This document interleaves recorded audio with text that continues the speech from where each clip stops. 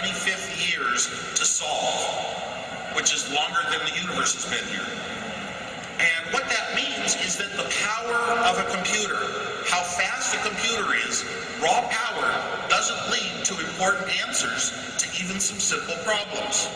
Thinking out a clever and appropriate approach is still in the realm of human beings.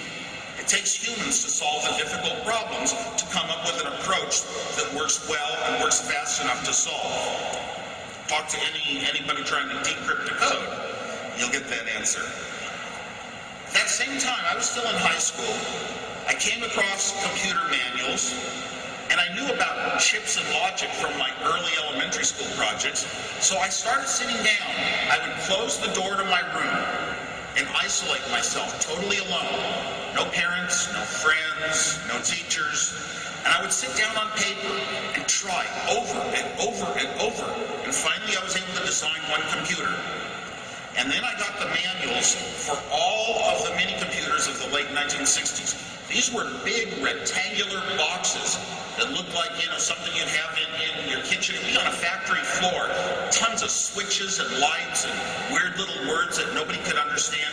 You don't touch a computer in those days unless you totally understand computers and know about it. Well, these were the machines that I was in love with because they were called computers. So I got the manuals for one after another, and every time I got a description of a computer, its architecture, kind of like describing the architecture of a building, I would sit down with my door closed and work on paper to design my version of it out of chips. And what happened was I would design them over and over and over, trying to use fewer and fewer and fewer parts. And I started to start telling people, engineering is all about efficiency.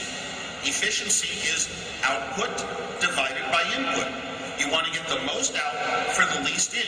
You want to use your energy or your parts or your resources very effectively. So I started trying to outdo myself and compete against myself in a game.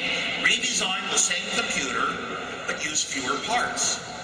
And one of the strategies I came up with was, look at what's available, and if something does the job well, but it was designed to do something else, and it's one little part, almost all parts are the same price. In chips, almost every chip costs $1 to make. Use that chip for what you need it for to save parts, even though it was intended to do something else. I got very good. I developed excellent skills at designing computers. My computer designs were all on paper. I could never afford to buy even one single chip. So my designs, I noticed, were half as many chips as the companies that made these mini computers. Companies like Hewlett-Packard, Varian Corporation, Digital Equipment Corporation, Data General, and so on.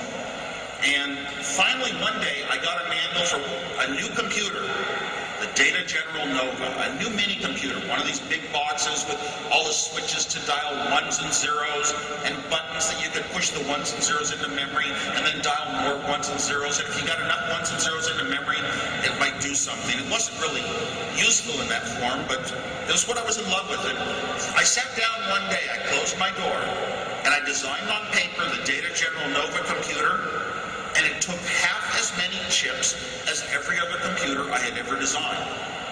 Whoa, that was a shock. The architecture matched the components that you could build it out of.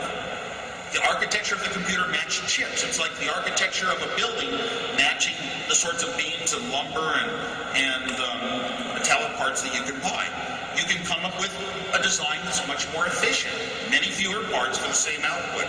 I was impressed. I told my father at that time that someday I was going to own a 4K Nova computer. The reason I chose 4K, that's the minimum amount of memory that could run a computer language so I can type in programs to solve problems and play puzzles and play games. And my dad said, how are you going to do that? The computer costs as much as a house. And I was stunned. So I said, well, I'll live in an apartment. So I drew a line in the sand. I decided one day in my life, I was going to own a computer instead of having a house even. That was that important to me. My first year of college, Introduction to Computers was a course they taught at the graduate level. So computers were still very expensive and not that well known back then. But I was enrolled in engineering, so I was allowed to take this computer course. And I did so well. I got an A+, the absolute highest grade. But I started writing programs to calculate every table of numbers I could think of. Things like powers of 2, Fibonacci numbers, the sorts of things scientists use in the table of handbook in physics. And I ran these programs and I was piling up reams of output of all these numbers that were growing larger than a page of printout. And the college, the university, stopped my programs and called me in. And I thought because I was in a computer class, I could run any programs I thought of. It turned out that I ran our class 5 times over budget. I didn't think financially. I didn't know they had things like budgets. So I was in quite a bit of trouble there. It turns out that electronics is very fun. If you know electronics, and you're around 20 other people that don't know electronics, you can play tricks on them. If you know how to program, you can make a computer screen look real when it's really faking them out. It's really tricking people. And I always loved to play tricks with electronics. And that year of college, I built a tiny little television jammer that I could hold in my hand and fuzz up the picture on a color TV in one of the dorms. So I would fuzz the picture up, make it jammed a bit, and a friend of mine, without any planning, would hit the TV. And when he hit the TV, I made it go good, like he had fixed it.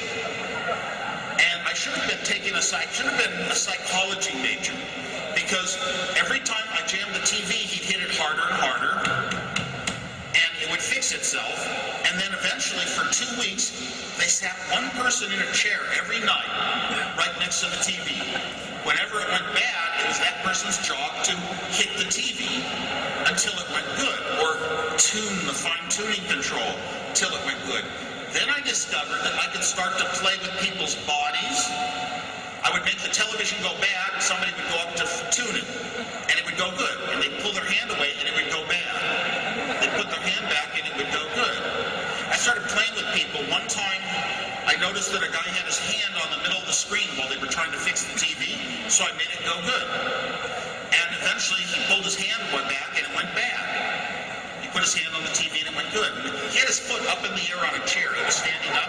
So he put his foot down on the floor, and it went bad. He put his foot up on the chair, and it went good. He turned to the audience, and he said, "It's a grounding effect." And he kept his hand on the middle of the television for half an hour as we watched Mission Impossible. My next year of college, a friend had duplicated the key to the computer room. And to me, a computer shouldn't sit unused at night when there's people like myself that want to program it, make it work, and get answers out of it. So we would go in at midnight, unlock the door, turn on the IBM 360 computer, turn on some disk drives, tape drives, turn on the printers, and I would sit there and write programs on punch cards and feed them through all night long, and go home at 4 in the morning, and we never left a trace we'd been in there. But to me, a computer needs to be used. The next year, I was, like I said, this is a humble story. I wanted to go to work for a year to earn the money for my 3rd year of college. I wanted to pay my way through college. And I accidentally walked in a door. They were building a brand new medium-sized computer. I applied for a job. I knew so much, I got the job. And I programmed a computer for a year. This is in between my 2nd and 3rd year of college. One interesting thing that happened there, it was a great computer, it had an operating system, it had programming languages, it had lots of good applications, and big, huge disk drives that had 20 megabytes. That was a big number back then. So while I was programming, the company went bankrupt. We went into a recession. The people who had funded the company didn't want to refund it, and I was just torn inside. I thought that if you had the intelligence to design a computer with operating systems and programming languages and all the stuff, that you made money. That's how you got rich. How could you ever go bankrupt and go out of business? Also, while I was down at the company, I wrote a program once that would calculate the esoteric number